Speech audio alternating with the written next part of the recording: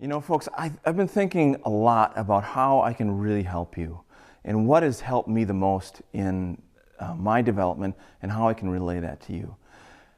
If I were to have only one thing to say to you, I believe it would be this. Stay tuned.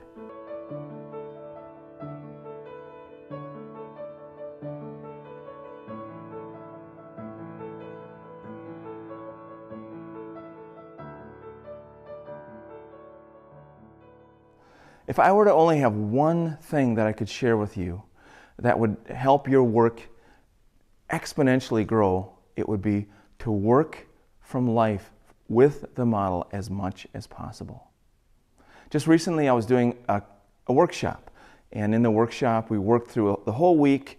I set up a model and came up with a composition. I painted every day on the piece, and I worked from life every day. And we came up with a successful piece, and it was a great workshop. Prior to me physically painting the piece, I spent quite a bit of time with the model working out the composition. Took many photographs, and finally decided on a composition, and then we proceeded. Just recently, I looked back at a lot of the photographs that I took, and there were some really beautiful images. So I decided that I'd really like to paint another one.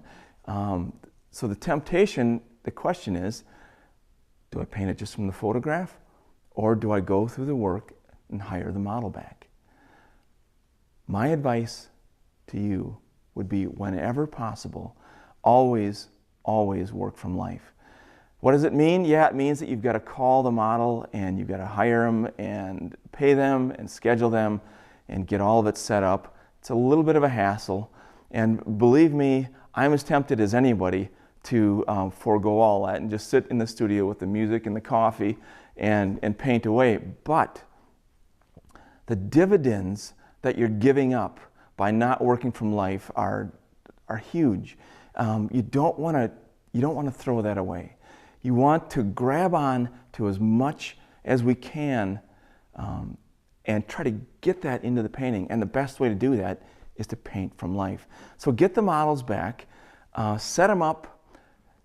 Look at the photograph as you're doing it. So what I did in this case, I had the model back, had the photograph up, because there was a certain quality to the photograph that I liked, as well as a certain mystery to it that I liked. But I also had the model up, so I was referring to both images while I did this.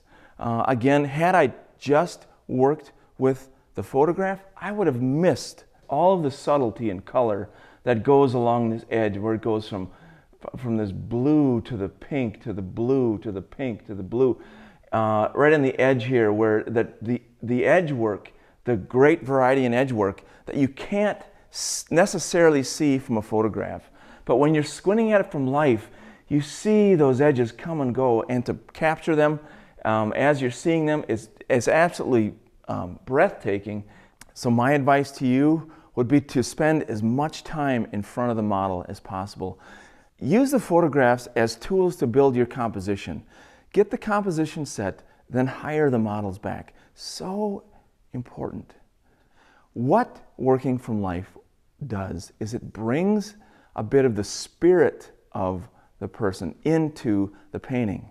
When we work from a photograph, it's basically an intellectual exercise. When we work from life, we're responding to, with every sense that we have, to the subject, and all of those sensory inputs play a part in the final piece. So at all costs, work from life whenever you can.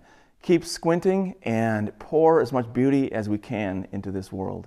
I also want to say thanks to many of you who have sent in some testimonials on how these courses are helping you. It's great to hear that these resources are hitting home, and that they're really helping you bring clarity to your work, and that you're excited about seeing your works improve. So thank you for sending those in.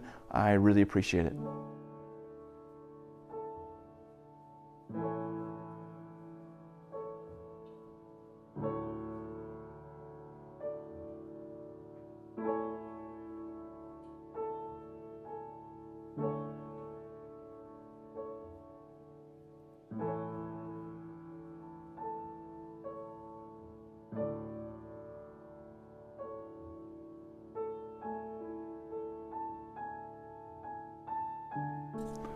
This highlight is just slightly lighter than the cool violet underneath it. It's warmer again.